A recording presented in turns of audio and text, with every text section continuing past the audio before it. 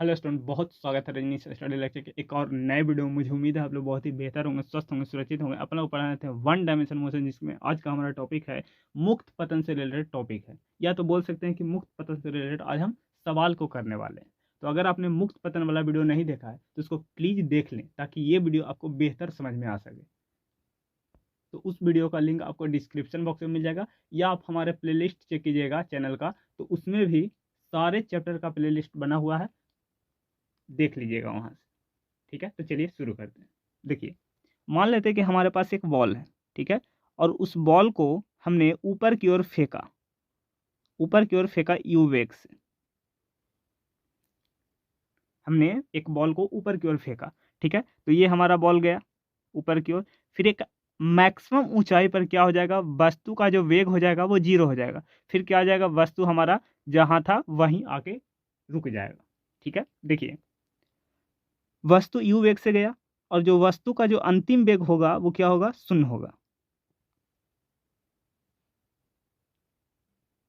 अब देखिए, वस्तु के साथ ऐसा क्या हुआ जिससे जो वेग है वो 0 हो गया, यू से 0 हो गया। देखिए, जब आपका वस्तु ऊपर जा रहा था, ठीक है, तो ऊपर की ओर जा रहा था यू वेग से, और ऊपर की ओर गति करने पर जो आपका जो गुरुत्वीय त्वरण है, या तो बोल सकते हैं जो गुरुत्वाकर्षण बल है, वो किधर की ओर लग रहा था, नीचे की ओर लग रहा था, जिसको हम गुरुत्वीय त्वरण बोलते हैं, स्मॉल जी बोलते हैं।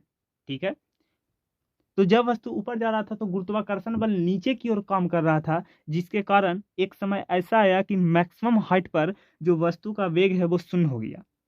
ठीक है, और मान लेते हैं जो आपका वस्तु का जो मैक्सिमम हाइट है, जो मैक्सिमम दूरी तय किया, वो कितना है, एच तय किया है।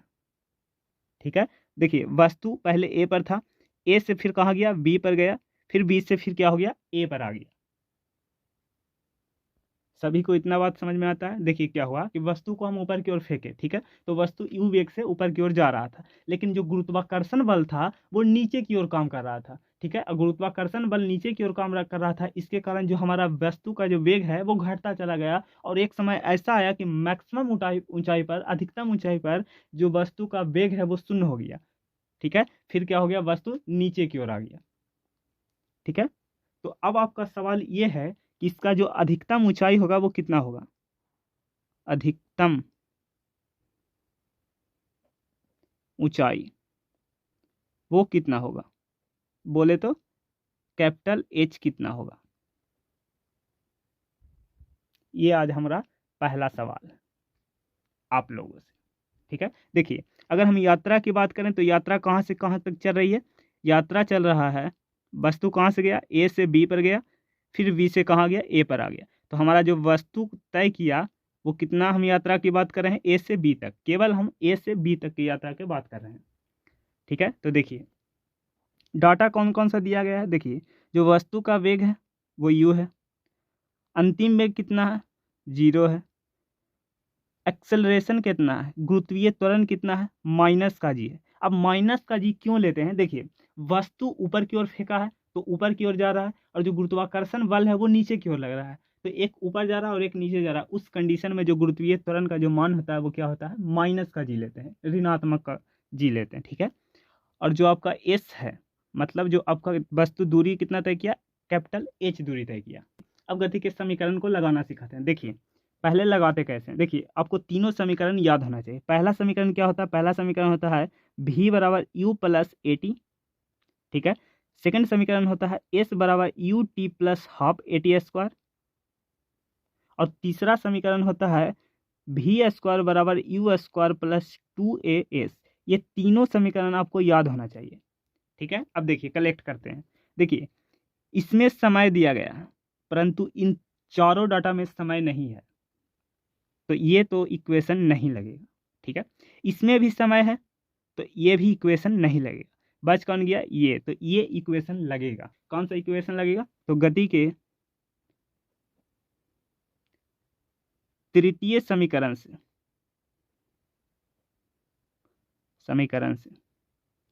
क्या होता है, वी स्क्वायर बराबर you square plus 2a s। ठीक है, चाहते तो हम क्या करते हैं, डायरेक्ट आपको बता सकते थे कि कौन सा समीकरण लगेगा, गति के तृतीय समीकरण लगेगा, लेकिन हम क्या चाहते हैं कि आपको सिखाना चाहते हैं कि गति के समीकरण को कैसे लगाया जाता है। ठीक है, तो अब मान रखिए, देखिए भी स्क्वायर अंतिम वेग कितना है 0, तो ये हो जाएगा 0 का स्क्वायर बराबर प्रारंभिक वेग कितना है u है, तो ये हो जाएगा u स्क्वायर प्लस 2। एक्सेलरेशन कितना है, एक्सेलरेशन है माइनस का जी, तो ये हो जाएगा माइनस का जी। दूरी कितना तय किया s, तो h तय किया, तो इंटू h करिए, तो ये हो जाएगा 0 का square 0 u square minus 2gh। इस माइनस वाले टर्म को इस तरह भेज दीजिए, तो ये हो जाएगा प्लस का 2gh, तो ये हो जाएगा 2gh बराबर u स्क्वायर, 2gh बराबर u स्क्वायर। अब हमें क्या चाहिए, अधिकतम ऊंचाई चाहिए, मैक्सिमम हाइट चाहिए। ठीक है, तो देखिए h बराबर कितना हो जाएगा, h बराबर u स्क्वायर बटा 2g क्या हो जाएगा, नीचे आ जाएगा, इधर गुना में है, इधर आ गया तो भागा में हो जाएगा, तो ये हो जाएगा 2g। तो ये हो जाएगा मैक्सिमम हाइट का फॉर्मूला, h बराबर u स्क्वायर बटा 2g, h बराबर u स्क्वायर बटा 2g। ये आपको डायरेक्ट याद रखना है। ठीक है, चाहे तो आप गति के समीकरण लगा के भी आप सॉल्व कर सकते हैं, परंतु ये आपको समय को बचाएगा। ठीक है, तो आपसे पूछेगा कि एक वस्तु ऊपर की ओर जा रहा है, उसका अधिकतम ऊंचाई कितना हो जाएगा, तो कितना हो जाएगा u स्क्वायर बटा 2g। इस फॉर्मूले से आप निकाल सकते हैं। ठीक है, तो ये आ गया अधिकतम ऊंचाई मैक्सिमम हाइट u स्क्वायर बटा 2g। इसको आप डायरेक्ट याद करके रख लें। ठीक है, अब हम अगले चलते हैं, अगले टॉपिक की ओर। अब हम निकालें कि वस्तु ऊपर गया और ऊपर से नीचे आने में कुल कितना समय लगा। टोटल समय को बोलते हैं उड़ायन काल, इसको इंग्लिश में बोले तो टाइम ऑफ फ्लाइट। ठीक है, तो अब हम उड़ायन काल पर चलते हैं, इसको बोलते हैं उड़ायन काल, इंग्लिश में बोले तो time of flight, time of flight. देखिए मान लेते हैं कि हमारे पास एक वस्तु है जिसको हमने u वेग से ऊपर की ओर फेंका, u वेग से ऊपर की ओर फेंका। ठीक है, ये वस्तु ऊपर गया, ऊपर जाते जाते फिर एक मैक्सिमम हाइट आया होगा, फिर वस्तु क्या होगा, नीचे आना स्टार्ट हो जाएगा। ठीक है, फिर वस्तु नीचे आ जाएगा। ठीक है, जो हमारा मैक्सिमम हाइट था वो कितना था, कैपिटल H था, और इसका मान भी आ चुका है। ठीक है, वस्तु का जो अंतिम वेग होगा वो कितना होगा, 0 होगा। वस्तु A से B पर गया और फिर B से A पर आ गया। ठीक है, तो अब हम टोटल समय की बात करेंगे कि वस्तु A से गया, A से B तक गया, फिर B से A तक आया, आने में कुल कितना समय लगेगा। तो देखिए टोटल समय कितना हो जाएगा, वस्तु A से B तक जाने में समय, तो वस्तु का A से B तक जाने में समय प्लस B से A तक आने में समय, तो प्लस B से A तक आने में समय, ये आ गया अपना टोटल समय। इसको मान लेते हैं C। ठीक है, क्योंकि आप गड़बड़ा जाइएगा, तो B से C तक आने में समय। तो हम यात्रा की कहाँ से बात कर रहे हैं, कहाँ से यात्रा, A से C तक के, तो A से C तक की यात्रा के। देखिए मैक्सिमम हाइट कितना है, जो मैक्सिमम हाइट है वो कितना है, h है, तो हमें इससे कोई मतलब नहीं है। हमारा वस्तु विस्थापन कितना तय किया, 0 तय किया। देखिए जहां वस्तु गया वहीं पर वापस आ गया, जहां वस्तु गया वहीं पर वापस आ गया, तो हमारा जो विस्थापन होगा वो कितना हो जाएगा, 0 हो जाएगा। ठीक है, जहां वस्तु गया वहीं पर वापस लौट आया, विस्थापन कितना, 0। ठीक है, प्रारंभिक वेग कितना हो जाएगा, प्रारंभिक वेग u हो जाएगा। समय कितना हो जाएगा, समय हो जाएगा कैपिटल T। ठीक है, अब हम लगाएंगे गति के द्वितीय समीकरण, गति के द्वितीय समीकरण अब आप लगाना सीख चुके हैं, अब आप डायरेक्ट लगाइएगा। गति के द्वितीय समीकरण क्या होता है, विस्थापन बराबर s बराबर ut plus half at square. ठीक है, वस्तु ऊपर जा रहा है तो गुरुत्वाकर्षण बल किधर की ओर काम करेगा, नीचे की ओर। गुरुत्वीय त्वरण का मान कितना हो जाएगा, माइनस में हो जाएगा। ठीक है, तो हमारा जो एक्सेलरेशन है वो कितना हो जाएगा, माइनस का g। ठीक है, तो रखिए विस्थापन कितना तय किया, 0, तो ये हो जाएगा 0 बराबर u। समय कितना है, कैपिटल T, तो ये होगा capital T plus half acceleration कितना है, माइनस का g, इंटू कैपिटल T का स्क्वायर, कैपिटल T का स्क्वायर। अब देखिए कितना हो जाएगा, जीरो बराबर ये हो जाएगा यू कैपिटल टी माइनस का हाफ जी टी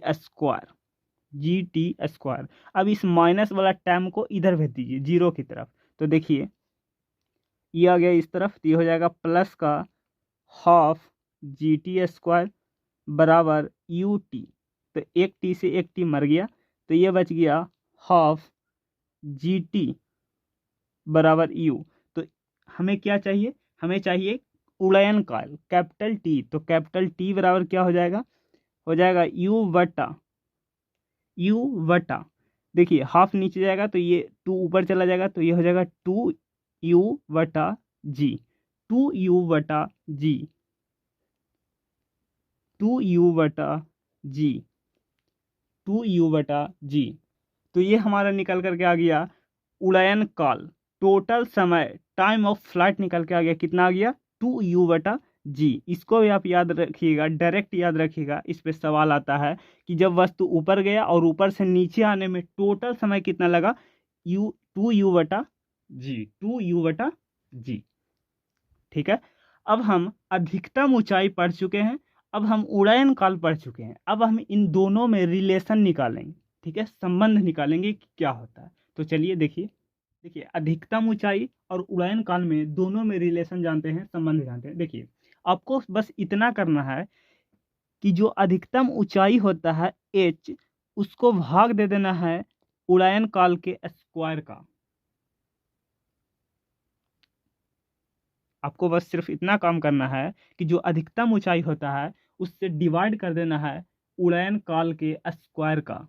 ठीक है, अब मान रख दीजिए, देखिए h का मान कितना आया था, h का मान आया था u²/2g। ठीक है, वटा उड़ायन काल कितना आया था, उड़ायन काल आया था 2u/g का होल स्क्वायर, 2u/g का होल स्क्वायर। ठीक है, अब खोलिए सबको, h/t² बराबर, देखिए ये ऊपर जाएगा तो क्या हो जाएगा, गुना में हो जाएगा। ठीक है, पहले इसको करते हैं, तो ये हो जाएगा u²/2g इंटू, ये पलटेगा तो ये क्या हो जाएगा, पहले हो जाएगा g² बटा 4u², 4u²। देखिए u² से u² मर गया, g से एगो जी खत्म, बच कितना गया, देखिए h/t² बराबर कितना बच गया, g/4 दूनी 8। तो ये आ गया रिलेशन उड़ायन काल और मैक्सिमम हाइट के बीच रिलेशन। ये आपको डायरेक्ट याद रखना है। अगर कोई पूछ ले कि अधिकतम ऊंचाई और उड़ायन काल का संबंध बताइए, तो ये होता है h/t² बराबर g/8।